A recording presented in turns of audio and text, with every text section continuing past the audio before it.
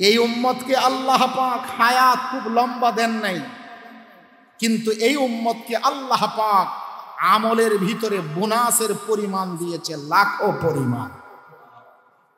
এই যুগের লোকেরা বোনাস বললে বুঝে ভালো, আল্লাহ পাক এত পরিমাণে বোনাস দিয়েছেন যার সংখ্যা শতের কোঠায় না, লাখের কোঠায় না। আল্লাহ পাক এক একটা নামাজের ভিতরে 1 লক্ষ নামাজের সওয়াব দান করেছে।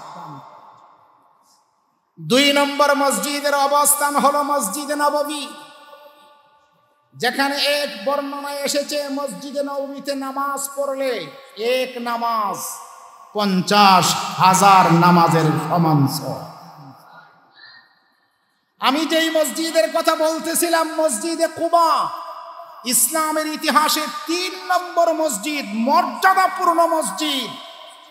যেই মসজিদের ব্যাপারে আল্লাহর নবী বলেছেন কেউ যখন তার বাসা বাড়ি থেকে উযু করে পূর্ণ পবিত্রতার সঙ্গে কুবা মসজিদে গিয়ে 2 রাকাত নামাজ পড়ে, আল্লাহ পাক তার আমল নামায় একটা কবুল উমরার সমান সওয়াব দান করে।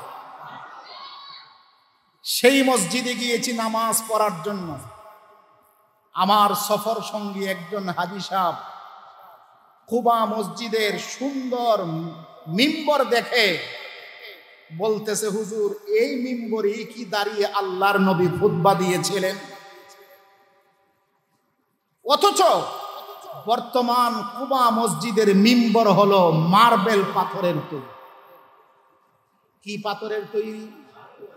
আপনাদের কি ধারণা ইসলামের শুরু যুগে আল্লাহর নবীর জমানায় মার্বেল পাথরের মিম্বর ছিল? বলুন।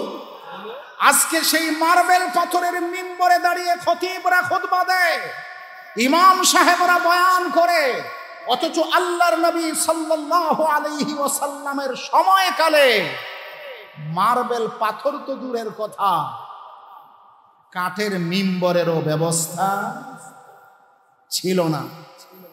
মসজিদে নববীতে মদিনার মসজিদের ভিতরে একটা খুঁটি আছে, এইরকম খুঁটি, যেই খুঁটিটার নাম উস্তুওয়ানায়ে Hannan.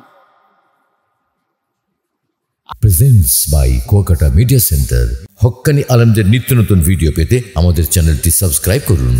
Kuakata media centre, Islamic বিনোদনের বিশ্বস্ত সঙ্গী।